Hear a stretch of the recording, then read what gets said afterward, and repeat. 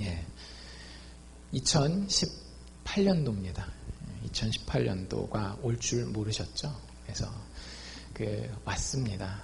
저도 이제 반백살까지는 아닌데 거의 이제 40대 중반에 한국 나이로, 아직은 젊으니까 그 걱정은 안 하는데, 여러분들도 한국 나이로 나이를 한번 세보세요. 그러면은 꽤 드셨을걸요. 그래서 한국 나이로 웬만하면 내가 생각했던 것보다 벌써 내가 이만큼 먹었어? 이런 생각이 드는 새해 초반을 우리가 보내고 있습니다. 여러분들 작년 이맘때 어떠셨는지 기억나세요? 작년 이맘때? 그땐 피부도 좀 탱탱하시고 좀 이렇게 기억력도 빠리빠리하시고 1년 만에 내가 이렇게 될 줄이야 뭐 그런 분은 없으시리라고 생각하고, 진짜인지 아닌지는 또 테스트를 해봐야 되잖아요. 그쵸? 작년 이맘때에 우리가 어떤 설교를 들었을까요? 나이 든 게 맞구나. 깜빡깜빡하고 기억이 잘 안 나고, 기억이 안 나셔도 상관없어요. 작년에 1월 달에 일요일이 5번 있었습니다. 그리고 이 5번을 저는 의도적으로 시리즈 설교를 했어요. 여러분들에게 한 가지 주제를 가지고 2017년도 1월을 불태웠습니다. 불태워서 하나도 안 남았죠. 뭐에 대해서 얘기했었는지 혹시 기억하세요? 예, 다들 기억하시네요. 쌩쌩하십니다. 쌩쌩하셔요. 예. 눈치가 빠르신 분들은 오늘 제목을 보고 다시 말씀으로 이렇게 제목이 돼 있었잖아요. 그래서 성경에 대한 이야기를 했었겠구나 이렇게 추측하실 수 있을 텐데, 2017년도 한 해 여러분들 하나님 말씀과 얼마나 친밀하게 지내셨는지 한번 오늘 생각해 볼 수 있는 시간이 되기를 원합니다. 한 여행자가 길을 떠났습니다. 자기의 목적지가 있는데 찾아가기 굉장히 힘든 곳이었어요. 그래서 목적지를 향해 한참을 걸어가는데 그 과정이 너무 힘들고 또 한참을 헤매다가 도저히 자기 힘으로 되지 않아서 어느 날은 한 마을에 좀 들어가서 며칠 지내면서 쉬기로 결정을 합니다. 그래서 동네에서 뭐 필요한 음식도 사고 여행에 필요한 여러 가지 장비들도 사고 사람들도 만나고 그러면서 한 음식점에서 베테랑 여행자를 한 명 만났어요. 그리고 자기가 원하는 그 목적지에 갔다 와본 그 베테랑 여행자를 한 명 만났습니다. 그래서 그 사람이랑 얘기를 나누다 보니까 나도 거기 가려고 했는데 다녀오셨다니 참 대단하시군요. 이런 얘기들을 나누면서 그 여행자가 거긴 어떻게 가는 것이고 어디 뭐 굉장히 좀 멀었던 것 같아요. 바다를 건너갈 때는 어느 계절은 피하고 막 이래가면서 설명을 막 해줬는데 이게 기억이 잘 안 나잖아요. 우리도 얘기를 다 들으면 한꺼번에 다 기억이 안 나는 것처럼 기억이 안 나니까 이 베테랑 여행자가 설명을 쭉 해주다가 자꾸 까먹고 자꾸 딴 얘기하고 하니까 자기가 가지고 있던 보물과도 같은 지도책을, 그래서 단지 지도 한 장이 아니라 그 지도에 처음에는 큰 지도가 있고 뒷장에 넘어가면 이제 지역별로 확대해 가지고 나누고 지역별로 특징을 써놓고 한 지도책을 이 여행자에게 선물해 줍니다. 이 책만 보고 당신이 쫓아가면 분명히 그 목적지에 도달할 수 있을 겁니다. 라고 굉장히 아끼는 지도책이었는데 선물을 해줬어요. 그리고 그 선물을 받은 이 여행자가 이렇게 대답합니다. 이 지도책이 진짜 나에게 유용할까요? 이렇게 지도책이 좀 페이지가 수가 많았나 봐요. 긴 내용을 읽을 시간이, 제가 여행하느라고 굉장히 바쁜데 이 긴 두꺼운 내용을 읽을 시간이 있을지 모르겠네요. 게다가 이렇게 두꺼운 거 보니까 목적지까지 가지고 다니려면 굉장히 걸리적거리는 물건에 불과하겠군요 하고 그 선물을 정중하게 거절하고 다시 여행길을 떠났습니다. 뭔 얘기야 그래. 만들어낸 얘기니까 그런 거예요. 제가 만들어낸 얘기는 아니고 제가 어떤 분에게 이렇게 그 카톡을 매일 받아요. 하루에 2번씩 받습니다. 새벽 4시에 또 저녁 한 5시, 6시에 이렇게 말씀에 대한, 믿음에 대한 도전을 주는 그런 메시지를 봤는데 거기 나와 있던 예화였어요. 여러분들 생각에는 이 여행자는 과연 목적지에 도착할 수 있었을까요? 어찌어찌 운이 좋으면 도착할 수도 있었겠지만 이야기의 핵심은 뭐예요? 결국에는 지도책 따라가지 않아서 목적지에 도착하지 못했겠구나라고 예상케 하는 이야기입니다. 여러분들, 우리의 인생에도 지도책이 필요합니다. 우리의 인생을 살아갈 때 우리는 내가 분명히 도착할 수 있다라고 생각하고 가요. 그럼 제가 여러분들한테 진짜 물어봅시다. 여러분들의 인생에 지도책이 없어도 여러분들이 정말 도착할 수 있는지, 그렇게 우리가 인생에 대해서 잘 알고 있는지 한 가지만 물어볼게요. 아시면 오늘부터 교회 안 나오셔도 돼요. 여러분들 죽은 다음에 어떻게 됩니까? 여러분들 죽은 다음에 우리에게 지도책이 없다라고 한다면 아무도 그 대답을 해줄 사람이 없어요. 왜? 우리 중에는 죽었다가 다시 돌아온 자가 없으니까. 아무리 잘났어도요, 아무리 공부를 많이 하고 아무리 나이를 먹고 경험을 많이 했어도 우리 중에 죽었다가 돌아온 자는 아무도 없습니다. 우리가 분명히 인생의 어디를 향해서 가요? 아무리 쌩쌩해도, 지금 아무리 10대 막 쇠를 씹어먹어도 건강할 나이라고 해도 우리는 어디를 향해서 가요? 죽음을 향해서 가고 있어요. 근데 그 죽음 뒤에 무엇이 있는지 지도책이 없으면 사실 아무도 모른다라는 거예요. 여러분들, 인생에는 반드시 지도책이 필요합니다. 그리고 그 지도책은요, 우리의 죽음 너머만 설명해 주는 게 아니라 그 죽음 너머의 관점으로 지금 오늘을 살고 있는 우리의 현실을 설명해 줍니다.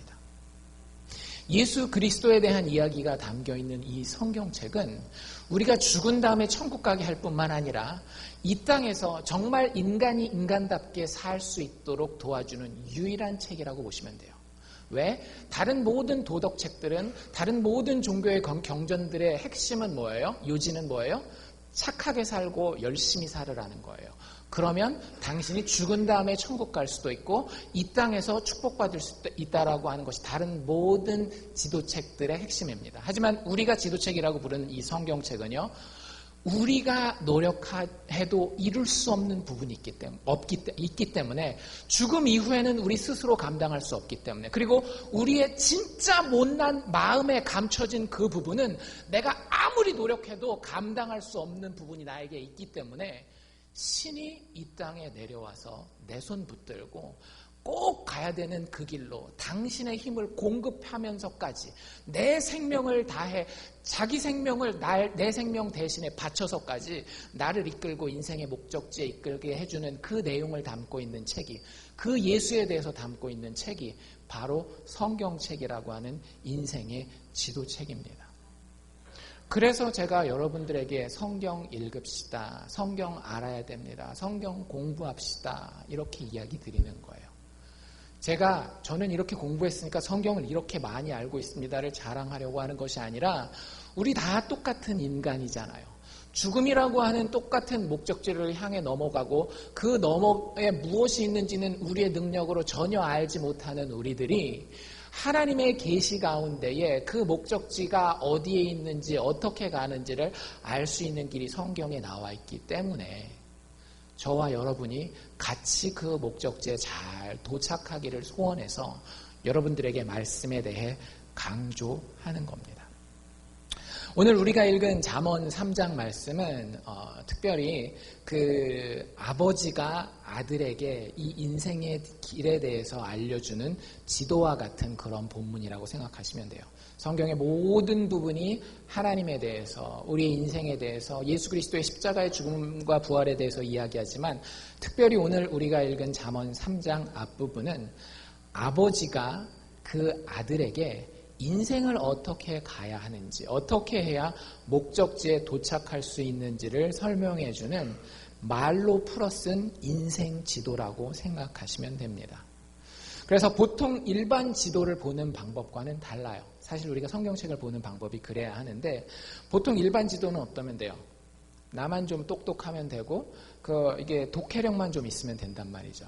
근데 이 지도를 읽을 때는 첫 단어가 마음에 와 닿아야 이 지도를 읽을 수가 있어요. 여러분들 그 영화나 이런 데 보면 아무나 안 보이는데 딱 택함 받은 사람이 딱 하면 이제 막 책이 열린다든지 막 문이 열린다든지 그런 거 있잖아요.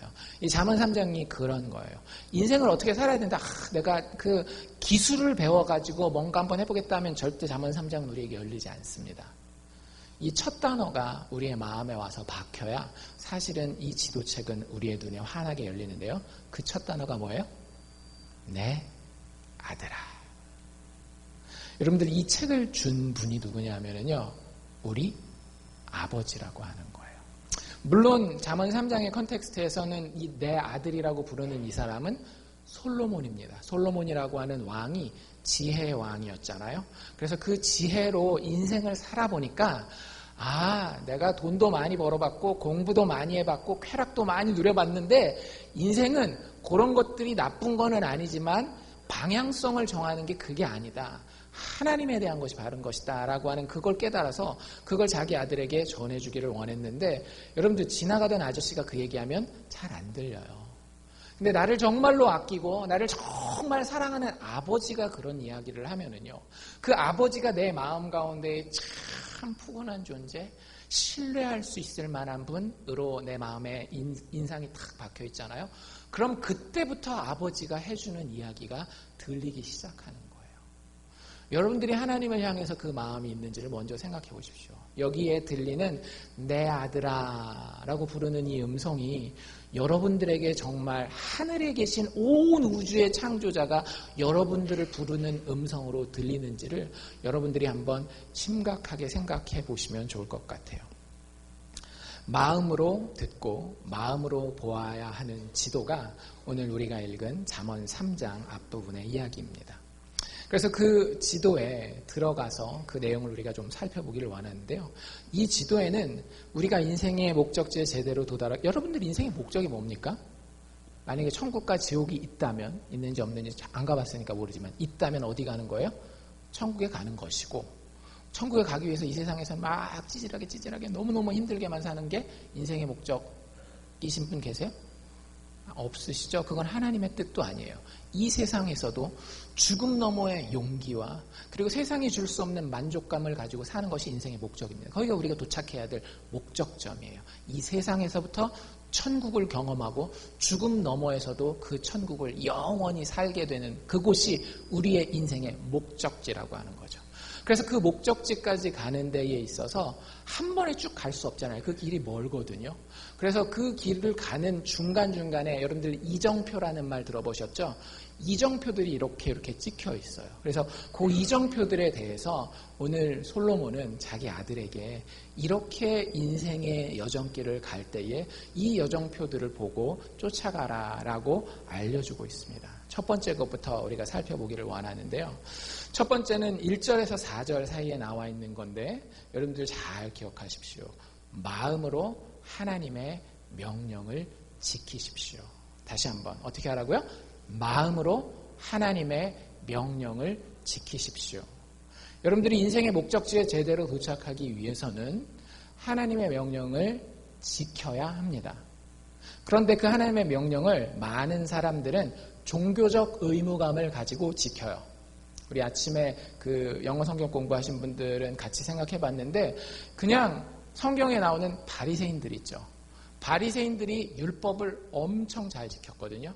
근데 예수님 그거 굉장히 싫어하셨어요. 아주 가증스럽게 여기셨어요. 그게 신약의 얘기뿐만 아니라 오늘 우리가 읽는 구약에도 똑같이 나와 있는 하나님의 일관된 인간이 인생을 살아가야 되는 길이라고 하는 거예요.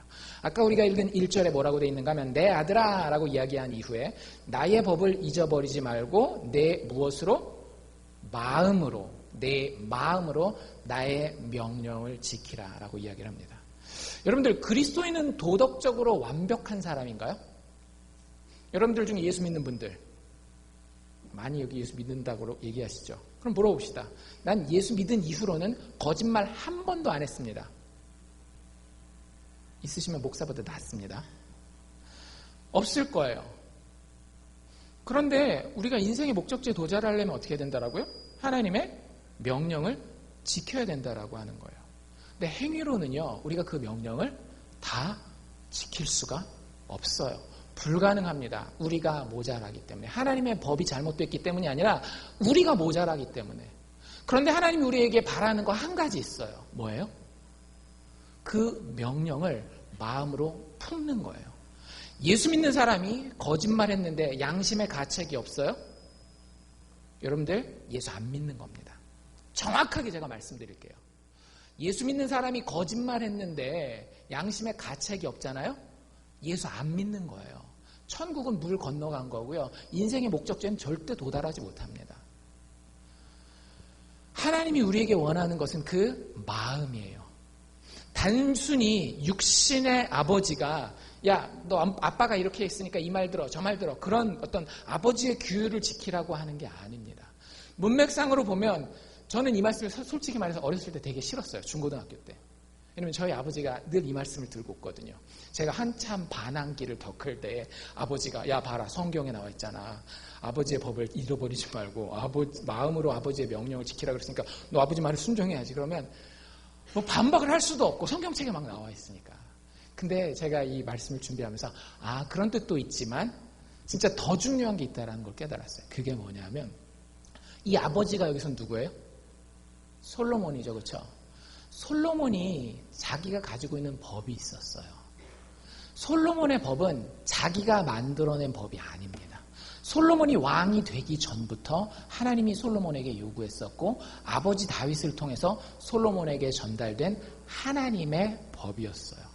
솔로몬은 늘 모세오경을 두고 그 모세오경의 율법을 읽고 그 율법에서 하나님이 원하시는 것을 마음에서부터 순종하도록 왕 위에 세워진 사람이었어요. 그래서 여기서 나의 법이라고 하는 것은 솔로몬이 자기 멋대로 지어낸 인간의 규칙을 이야기하는 것이 아니라 솔로몬이 읽었던 성경에 나와 있는 그 법을 이야기를 하는 겁니다. 솔로몬이 읽었던 하나님의 명령, 하나님의 말씀을 이야기를 하는 거예요.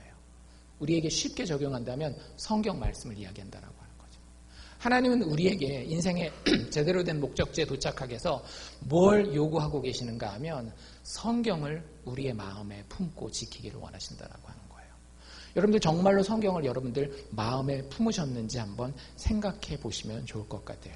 어느 정도까지 이야기하고 있는가 하면 3절에 넘어가면 인자와 진리로 내게서 떠나지 않게 하고 여기서 인자와 진리는 성경을 이야기를 하는 겁니다. 하나님의 성품이 인자와 진리거든요. 성경에 드러난 하나님의 성품. 그래서 인자와 진리는 성경이에요.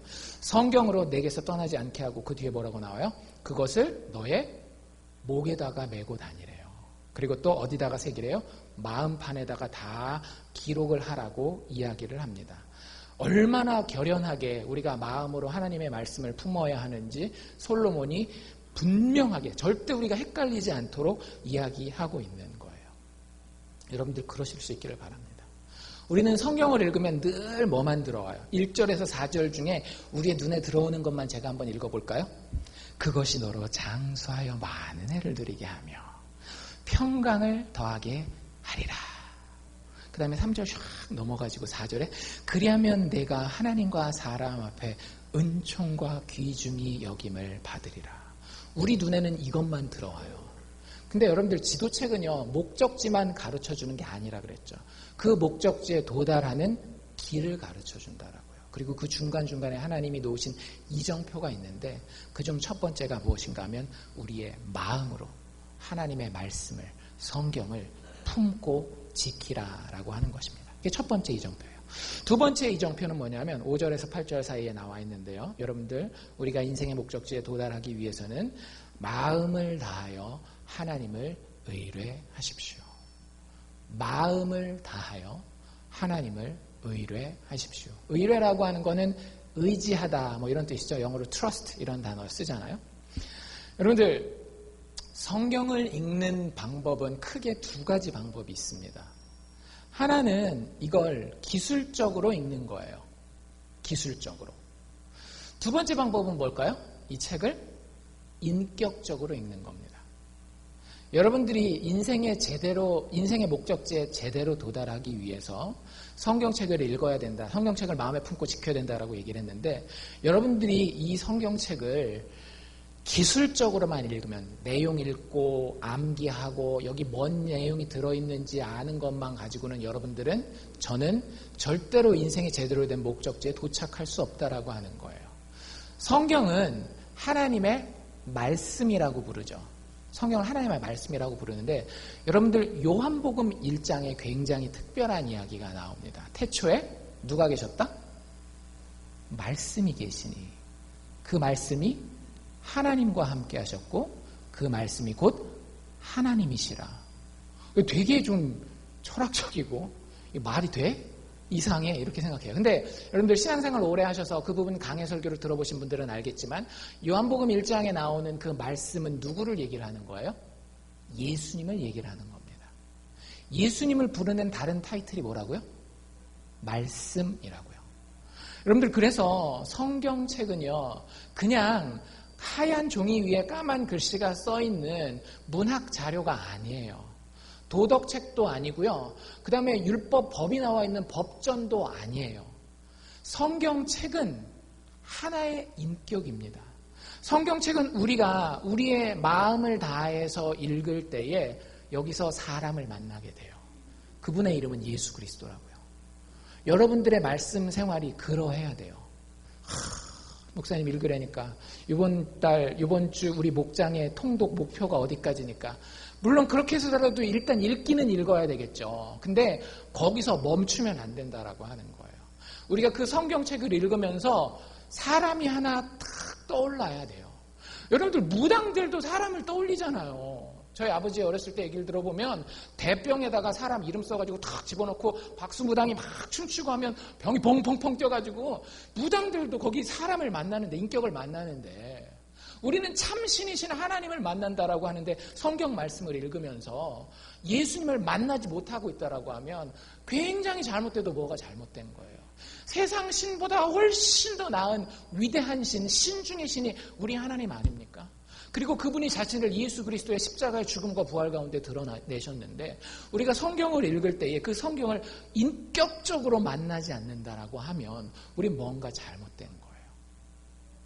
여러분들 그렇게 성경을 읽는 사람에게 나타나는 가장 큰 특징이 뭔지 아세요? 제가 방금 말씀드린 거예요. 마음을 다하여서 하나님을 의뢰하게 됩니다.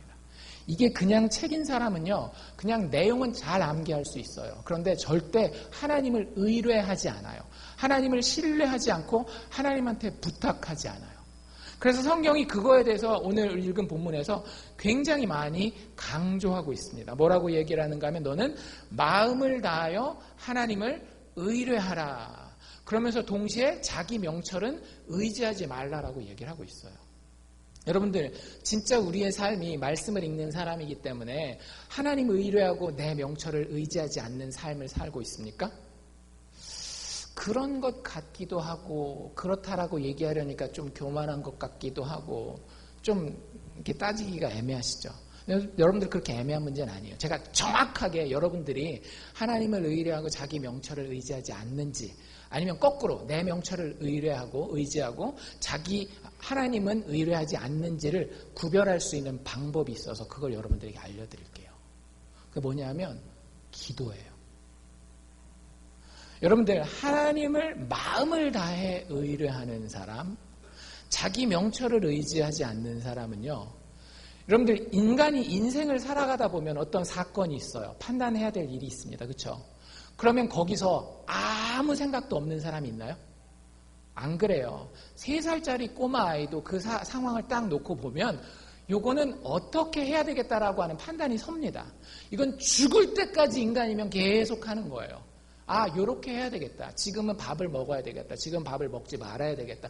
저 친구는 사귀어야 되겠다. 저 친구는 좀 멀리 해야 되겠다. 우리가 상황을 놓고 나름 그 데이터를 가지고 최대한 논리적으로 합리적으로 생각하고 그 결과를 가지고 행동하는 게 인간이라고 하는 존재예요. 그걸 성경이 오늘 뭐라고 얘기를 했는가 하면 자기 명철을 의지하는 것이다 라고 이야기를 해요. 그런데 여러분들이 정말로 하나님의 말씀의 사람이라고 한다면 하나님의 말씀에서 예수 그리스도를 만났다라고 한다면 그 사람은 자기 명철을 의지한다라고요? 안 한다라고요? 하지 않는다라고요. 바보같이 아무 생각이 없다라는 얘기가 아니에요. 다 자기 생각이 있습니다. 내가 공부한 것, 내가 경험한 것, 친구들이 이야기한 것, 뉴스에서 본 것 다 해서 나도 내 생각이 있어요. 그래서 이 상황에서는 이거를 택해야 될지 저거를 택해야 될지 마음에 다 결정돼 있어요. 근데 정말로 말씀에서 예수를 만난 사람은 어떻게 한다라고요? 그거 의지하지 않고 내려놓는다라고요. 그리고 어디로 가요? 기도의 자리로, 무릎 꿇는 자리로 가는 거예요. 가서 내가 다 알고, 하나님 이거 뻔한 거잖아요. 이거 내 병 걸렸는데 병원 가서 저 사람이 나 수술해주면 딱 끝나는 거 아닌가요?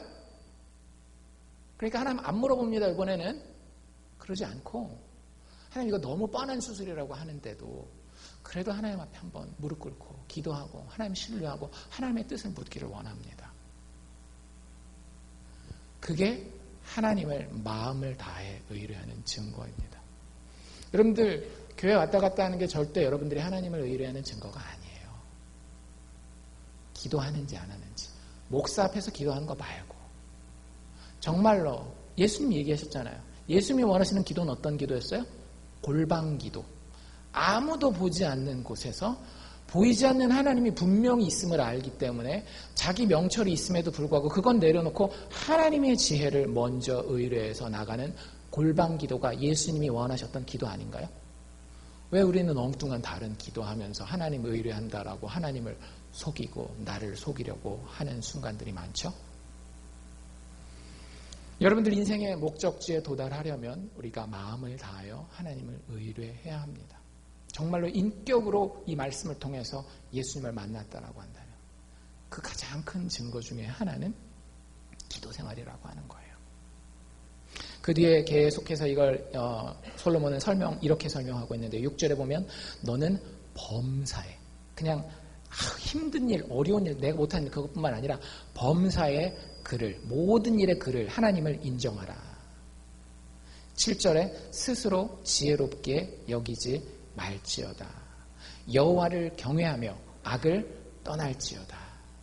여러분들 우리가 이 이정표를 보고 쫓아가면 어디에 도착한다라고 하나님이 약속하고 계셔요? 하나님이 내 길을 지도하시리라. 여러분들이 정말로 판단할 수 없을 만한 그때에 하나님 우리에게 지혜를 주시고 우리에게 길을 열어주셔서 하나님이 우리를 축복하기 위해 가기 원하시는 그 길로 우리를 지도하고 인도해 주신다라고 하는 거예요. 우리가 이 복은 받기 원하지만 하나님은 의뢰하기 싫어요. 마치 누구와 똑같은 겁니까? 좋은 성적은 받기 원하지만 공부는 하지 않는 학생이랑 똑같은 거예요. 성경에 나와 있는 축복은요, 하나님이 주신 이정표를 쫓아갈 때에 우리 것이 되는 것이지 그냥 세워라 내워라 나는 내 마음대로 하겠다 하는데 우리에게 주어지는 것이 아니라고 하는 거죠. 그 뒤에 또 재밌는 표현이 뭐가 나와 있는가 하면 이렇게 하나님을 마음을 다해서 의뢰하는 사람은 하나님이 내 골수로 윤택하게 하신대요. 예수 믿는 사람들은 부자가 될까요? 안 될까요? 예수 믿으면. 이제 다들 똑똑해지셔서 다 알죠, 답을. 부자가 될 수도 있고 안 될 수도 있어요. 근데 하나님이 그 부분에 대해서는 우리한테 보장해 주신 게 없어요. 너 부자가 될 거다, 성공할 거다, 이건 보장해 주신 게 없어요. 근데 하나님이 보장해 주신 게 있습니다. 하나님 믿는 사람에게 뭘 보장해 주셨어요? 그 골수가 윤택할 것. 이게 뭔 얘기예요? 골수가 윤택하다라는 거. 여러분들 진짜 힘든 일을 겪으면 이런 얘기하죠. 뼈가 막 말라 비틀어지는 것 같다. 뼈가 마르는 것 같다. 이런 얘기 하잖아요. 마음 가운데에 아무리 백만장자라도 진짜 뼈가 말라 비틀어지는 것 같은 그런 어려움을 겪을 때가 있어요. 마음에 평안이 없고 정말로 만족함이 없고 분명 세상 사람들이 봤을 때는 다 있는데 이게 영혼에 대한 문제이기 때문에 하나님이 우리의 골수로 윤택하게 하셔서 우리의 마음으로 만족하게 하시고 평안을 누리게 하시고 정말로 하나님이 주시는 풍성함 가운데 기뻐할 수 있도록 우리를 도와주시지 않으면 우리가 아무리 많은 것을 가지고 있어도 세상은 우리에게 골수의 윤택함은 줄 수 없어요. 세상은 우리에게 부자 되는 법은 약속해 줄 수 있어요. 그런데 골수의 윤택함은 약속해 주지 못합니다. 왜? 돈 많이 벌었는데도 뭔가 허해요. 자식 다 잘 되고 가족 잘 해놨는데도 마음이 뻥 뚫린 것 같아요. 하나님이 그런 우리에게 야, 너 목적지가 잘못됐잖아. 돌아와.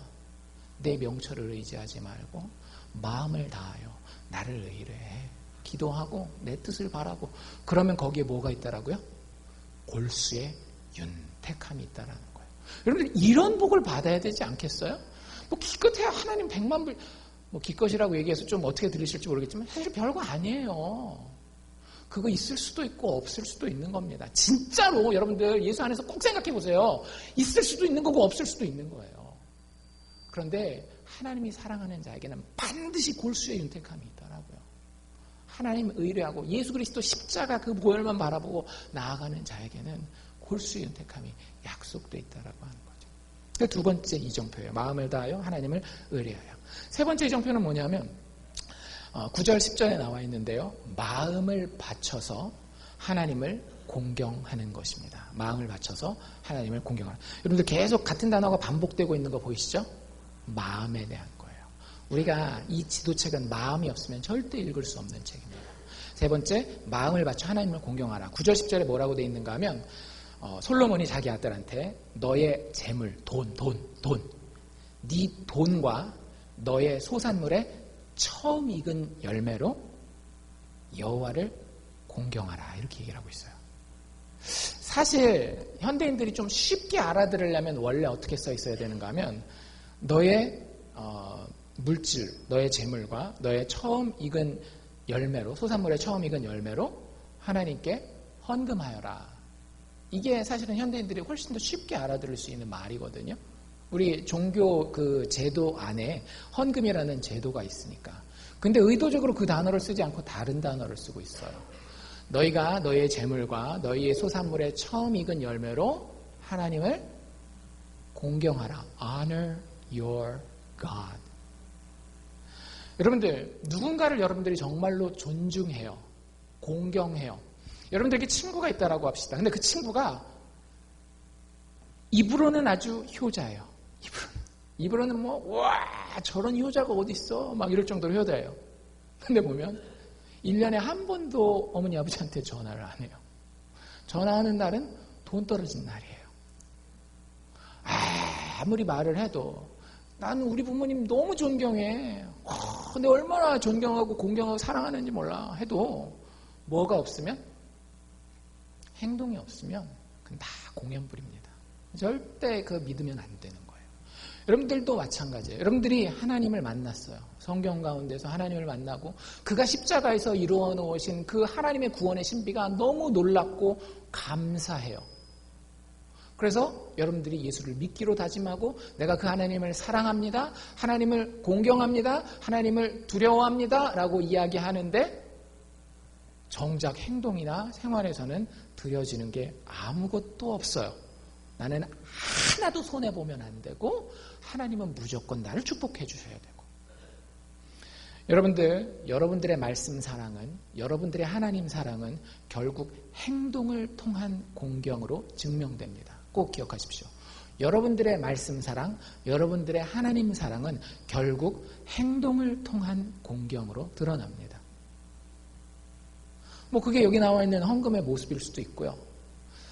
아무도 보지 않는 곳에서 하나님 앞에 드리는 어떤 시간의 헌신, 그 다음에 재능의 헌신, 이런 걸 수도 있어요. 뭐가 되든지 간에 여러분들 하나님이 원하시는 그 인생의 목적지에 잘 도달하기 위해서 우리는 우리의 마음을 바쳐요. 제가 헌금 기도할 때 의도적으로 그런 얘기하는 거 느끼시는지 모르겠어요. 하나님, 우리가 돈 들고 나왔으니까 이 돈 받으시고 기뻐해 주시옵소서. 그렇게 잘 기도 안 하려고 해요. 뭐라고 기도하죠? 하나님, 우리의 마음을 받아주시옵소서, 우리의 사랑을 받아주시옵소서라고 일부러 그렇게 기도하는 거예요. 우리가 그렇게 하나님께 드리는 게 맞는 거기 때문에. 그래서 그 마음으로 하나님을 공경하는 것은 우리의 행동을 통해 드러나게 되어 있습니다. 그걸 여기서 물질과 첫 열매로 하나님을 공경하라라고 솔로몬이 이야기하고 있다라고 하는 거죠. 그러면 우리가 인생의 또 다른 목적지의 한 부분에 도착하게 돼요. 어디에 도착하게 돼요? 풍성함 가운데 도착하게 됩니다. 10절에 뭐라고 돼 있어요? 그리하면 너의 창고가 가득히 차고 내 집틀에 포도즙이 넘치리라. 마음으로 하나님의 명령을 지키고 마음을 다하여 하나님을 의뢰하고 마음을 바쳐 하나님을 공경하십시오. 그러면 우리는 그 지도책을 따라갈 때에 우리의 인생의 목적지에 제대로 도착할 수 있을 거예요. 여기서 재미있는 질문을 하나 해봅시다. 여러분들 이 지도책은 누가 누구에게 주는 거라고요? 솔로몬 왕이 자기 아들에게 주는 책이에요. 그렇죠? 솔로몬에게 여러 아들이 있었지만 솔로몬이 제일 귀하게 보는 아들이 있었어요. 그 아들의 이름은 뭐였을까요? 야, 거기까지 오늘 물어볼 줄 몰랐다. 르호보암이라고 하는 아들이었습니다. 왜 이 아들이 중요한가 하면 솔로몬이 가진 것 중에 제일 귀한 게 뭐예요? 자기의 왕위잖아요. 왕위. 그 왕위를 자기 아들 여럿 있는 중에 르호보암이라고 하는 아들에게 물려줬어요. 그럼 왕위뿐만 아니라 뭐도 물려주겠어요? 이 지도책도 물려줬지 않겠어요? 하나님을 마음으로 그 명령을 지키고 정말로 하나님 의뢰하고 그리고 하나님 공경하라 마음으로. 이게 분명히 이 지도책을 물려줬을 거란 말이죠. 게다가 우리가 아는 솔로몬은 지혜의 왕이잖아요. 지혜의 왕. 여러분들한테 중요한 질문을 합니다. 이 아들은, 솔로몬의 아들 르호보암은 인생의 목적지에 제대로 도착했을까요? 못했을까요? 성경책에 그 사람의 이야기가 나오거든요. 이 지도책을 자기 아버지에게 직접 받았음에도 불구하고 르호보암은 인생의 목적지에 도달하지 못해요. 나라도 아버지가 물려줬는데 날려먹고요. 자기도 막 죽을 뻔하고 하여튼 굉장히 험한 인생을 살아요. 왜 그럴게요? 그래서 11절이랑 12절 읽는 거예요. 같이 한번 읽어봅시다. 시작. 내 아들아 여호와의 징계를 경히 여기지 말라. 그 꾸지람을 싫어하지 말라. 대저 여호와께서 그 사랑하시는 자를 징계하시기를 마치 아비가 그 기뻐하는 아들을 징계함같이 하시느니라. 마지막 네 번째 이정표는 무엇인가 하면 마음으로 하나님의 꾸지람을 들으라입니다.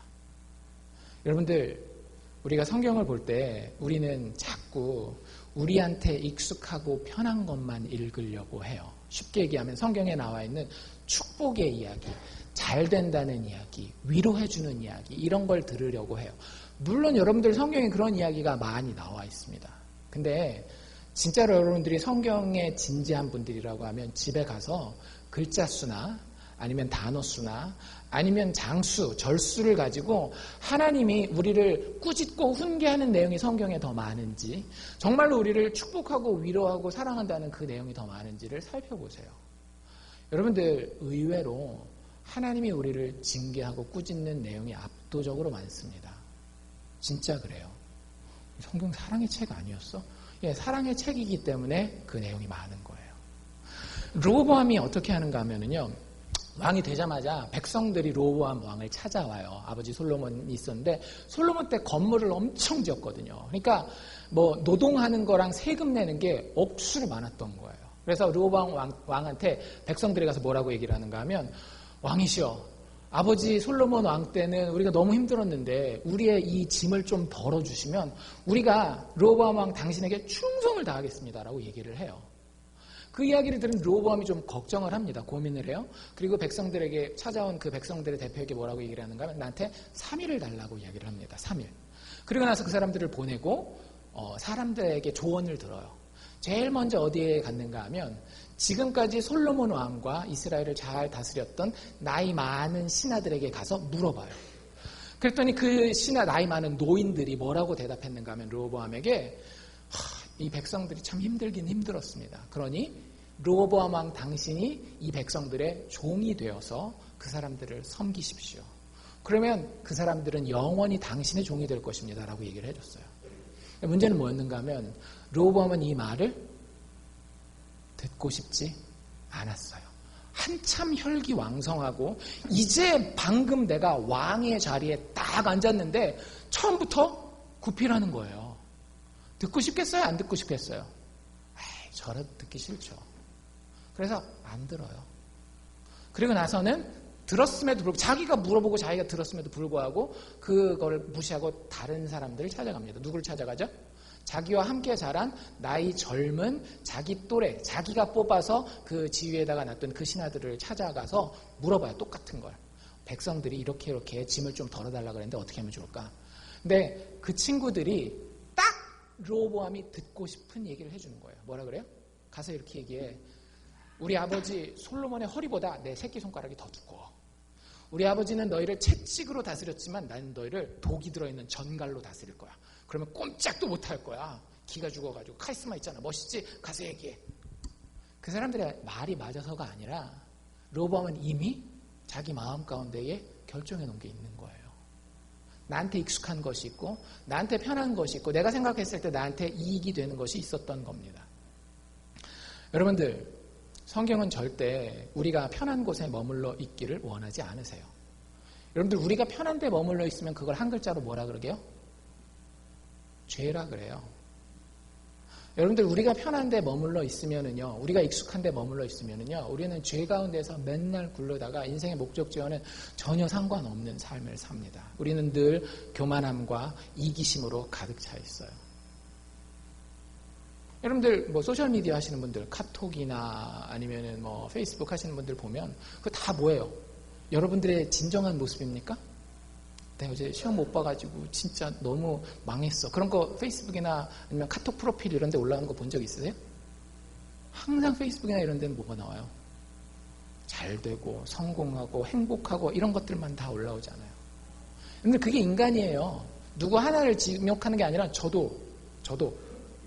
저를 포함해서 모든 인간은요, 이기심과 교만함으로 똘똘 뭉쳐 있어요. 때로는 그 교만함을 유지할 수 없는 환경 가운데 내가 있음에도 불구하고 다른 사람들을 속여서라도 그 교만할 수 있는 그런 모습으로 포장해서 보이기를 원하는 거예요. 여러분들, 그렇게 살면 절대 인생의 목적지에 도착을 못한다니까요. 천국은 말할 것도 없고요. 이 세상에서 하나님이 주시는 그 골수의 윤택함이라든지 평안함과 만족함은 완전 물 건너간 거예요. 이기심과 교만함으로 가득 차게 되면. 그래서 십자가가 그 이기심과 교만함으로 가득 찬 그 사람들의 죄가 어떻게 멸망하는지를 피를 뚝뚝 흘리면서 우리에게 보여주는 거 아닙니까? 성경이 우리에게 주고 있는 징계와 교훈이 그런 것들이에요. 너희들 겸손하여라. 너희들 너희의 이익을 버리고 다른 사람들을 사랑하여라. 근데 그게 우리가 듣기에 되게 안 좋은 말이에요. 여러분들, 하루 편히 쉬고 싶잖아요. 근데 가서 어려운 사람들 도와줘라. 가서 그 사람들 집 짓는 거 도와주고 그러라 그러면 내가 익숙하지 않고 내가 편하지 않으니까 싫잖아요. 그거 안 하면 성경에서 넌 너밖에 모르냐 이런 얘기 나오거든요. 되게 듣기 싫어요. 넘겨요. 아유, 하나님 세상을 이처럼 사랑하사 너무 날 사랑하시네. 르호보암이 그래서 앞에 세 개 다 알고 있었는데도 목적지에 도착하지 못했던 거예요. 마지막 이정표를 보지 않아서 마음으로 하나님의 꾸지람을 들어야 되는데 마음에서부터 그게 싫었던 겁니다. 여러분들에게도 이 마지막 이정표를 볼 수 있는 눈이 좀 있으면 좋겠어요. 좀 고수거든요. 신앙의 고수. 하나님이 우리를 꾸짖으십니다.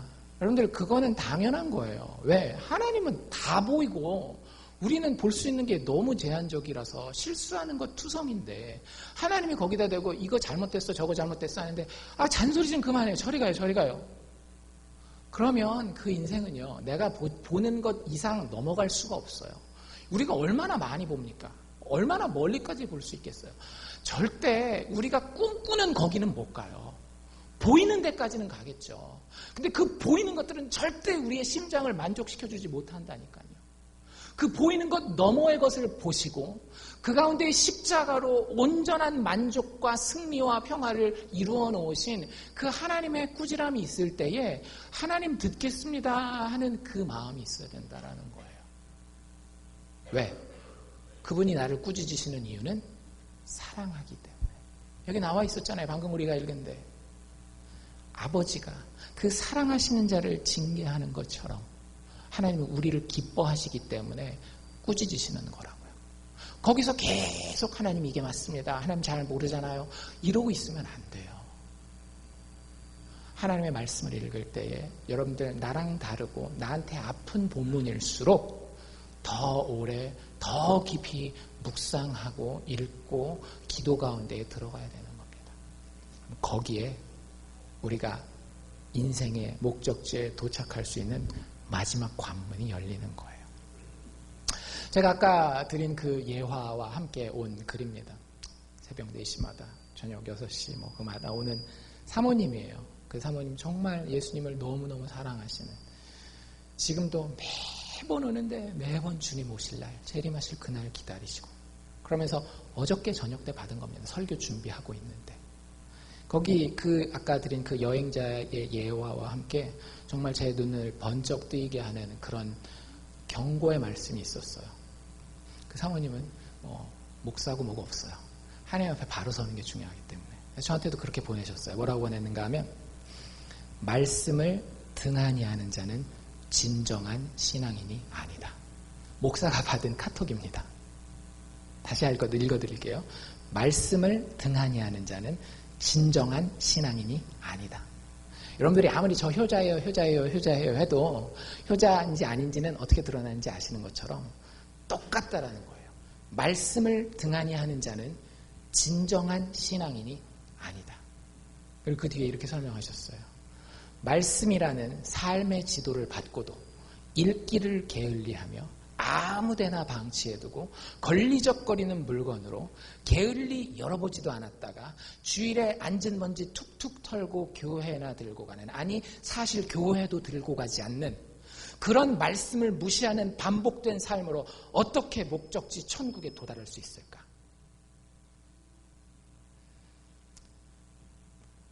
되게 듣기 불편한 말이죠. 그렇죠? 이 성경 좀 읽으려고 그랬는데, 좀 핑계 좀 대려고 그랬는데, 이런 말. 저도 되게 찔리는 부분이 많이 있어요. 저의 말씀 생활이 완벽하진 않거든요. 근데 여러분들, 이거 읽으면서 속으로 다시 한번 저는 그래도 결단했습니다. 2018년 한 번 더 말씀으로 돌아가야 되겠구나. 한 번 더 말씀으로 돌아가야 되겠구나. 내가 예수를 발견할 수 있는 곳이 어디겠어요? 하나님 말씀밖에는 없어요. 그래서 여러분들에게도 똑같은 권면을 드리기 원합니다. 2018년 예수 만나기 위해 다시 말씀으로 돌아갑시다. 그래서 말씀에서 우리의 마음으로 인격적으로 예수를 만나서 하나님이 가게 하시고 하나님이 서게 하시는 그 풍성한 목적지에 다 도달하는 우리 모두의 2018년이 되기를 주의 이름으로 축원합니다. 기도합시다.